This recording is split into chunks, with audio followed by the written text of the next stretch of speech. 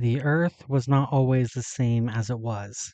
There was a time, long ago, when the magical and the mundane lived together, a world of great civilizations, of great people, and of greater wonders, an age now known as the Age of Myths.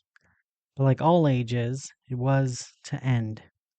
This end wasn't one of a slow decline nor a period of instability. For all intents and purposes, the Age of Myths ended overnight. A supervolcano in Panu erupted, an eruption so massive it reduced the island it was on into a crater that is still visible to this very day. The explosion was so loud it was heard all over the world. The ashes infiltrated the skies and brought with it freezing winters and the end of summer for decades. The initial wave sank entire civilizations that lived in Pacificus, destroyed any that were on the coast, and permanently altered the course of numerous rivers, streams, and other bodies of water all over the world. Even thousands of kilometers away, millions died in the initial blast. The numbers were so great that humanity couldn't bury nor burn their dead. At first, it was assumed by many that the dead were the tragic ones. In time, those who died in the initial eruption became known as the lucky ones. With no more summer, crops rotted in the fields, unable to grow. Fish and game changed their migration, if they survived at all. So the hunters had to find new places to hunt, and fishers had to find new places to fish. The great cities turned on each other. Food was growing scarce, but their weapons were just as deadly.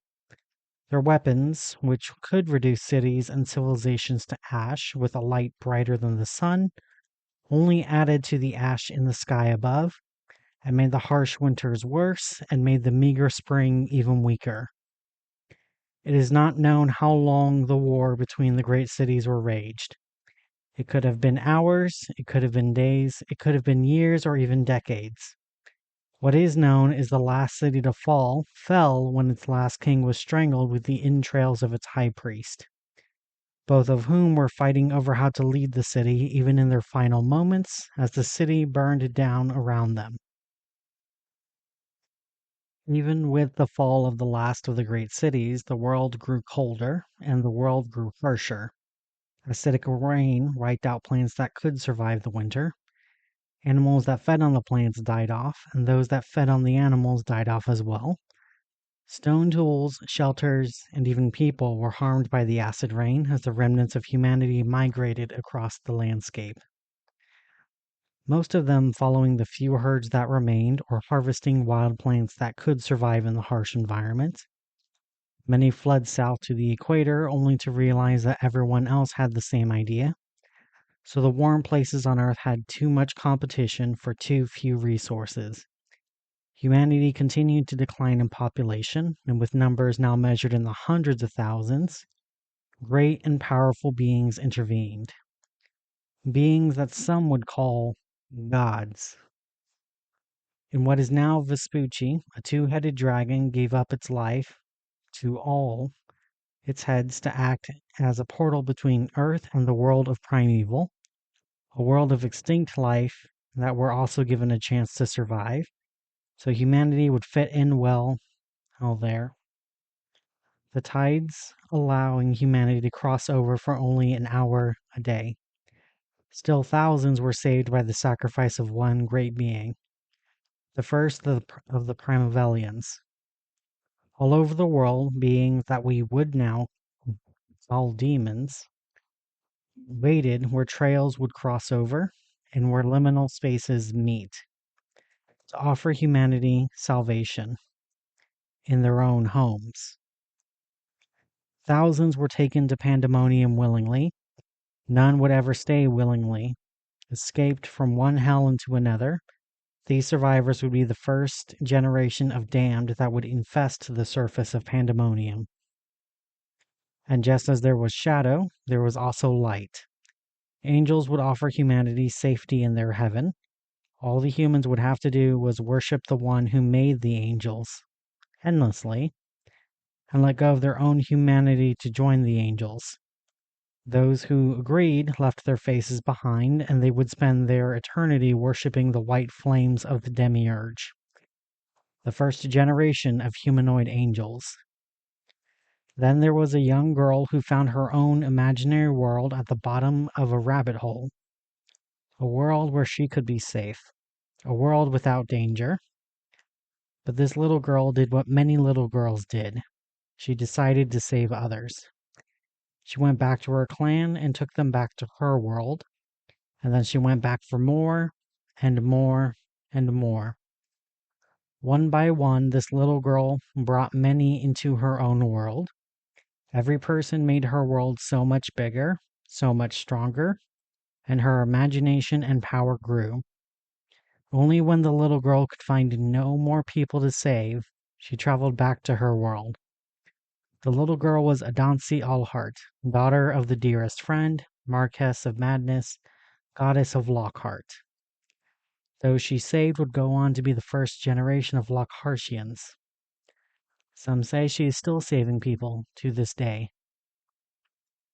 Then there was a mysterious psychopomp, with a face that was half skeletal and half flesh, who offered people a place in his home if they only gave him their stories. While far from the first generation of the Halls of Time, they were another generation of survivors and refugees who found their home among the stacks of the library below all of reality. Others would offer salvation not by taking the survivors off of the world, but by changing the humans themselves.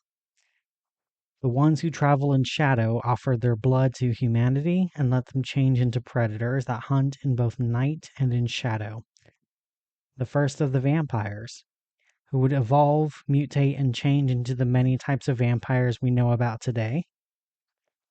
Some people took survival into their own hands, deciding to consume the flesh of other humans, mostly dead, some still living when their hunger turned on them. The first cannibals, the first monsters of the Age of Ash. From these cannibals grew many flesh-eating monsters and beasts that would always crave human flesh.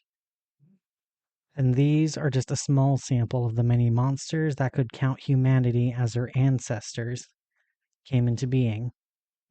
From the Age of Ash also came the Fae, the undead, the ghosts, the shapeshifters, the travelers, the sirens, the wanderers, the merfolk, and the hidden also came into being either as an adaptation to the Age of Ash or from something that changed to them. What was clear was it was believed by many, both divine and mortal, that humanity's time on this earth was over. What no one expected was for humanity to survive. Not many, maybe 10,000, but it was enough for humanity to start over.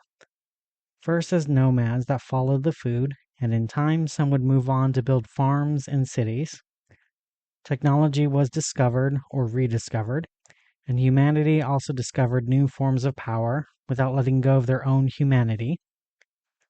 The first Exime, beings with great power that is initially unlocked with great emotion, usually stress. The first heroes and the first villains who would go on to define this new age as the Age of Legends. And as powerful as the Exime were, they were not alone in discovering their power. Alongside the Exime were the first esoterics, people who discovered power through magic and study. For them, knowledge is power isn't merely an expression, but a fact of their own existence. While magic has existed at least as far back as before the Age of Myths, the Age of Legends was the first time magic was defined as its own separate force. Apart from both esoterics and exome were the exoterics. They lacked any special ability on their own, but they were still strong in their own ways. It is through the exoterics that new technology, new ideas, and new ways were discovered. Though seemingly powerless and normal, many extraordinary people in history were completely ordinary, a fact that terrifies people to this day. And apart from the rest of humanity were the enigmas, those who were so different from humanity and their understanding of the universe that they couldn't be defined as part of humanity or even a part of their world. Despite humanity's own limited view of the universe, the enigmas continue to exist because the world doesn't care about what humanity thinks is or isn't natural. And despite the best efforts of the worst of humanity, the enigmas continue to inspire the best of humanity. Even though the Age of Ash ended millennia ago, it is still considered a stark reminder. Even the most powerful of ages, even the greatest of civilizations, and even the strongest of cities can simply fall overnight. The best among you can simply die without warning. Declines don't have to be gradual, they can be sudden and disastrous. The end of everything can start with the sunset and be done by the sunrise. But the Age of Ash is also a hopeful story. Powerful and wise gods assumed that humanity would simply die out and was willing to let the earth go die. They didn't expect humanity to survive. They didn't expect the earth to recover, and yet it still did. Humanity changed, but humanity survived. The world changed, but the world survived. And even though the Age of Myths ended with the Age of Ash, so too did the Age of Ash end with the Age of Legends.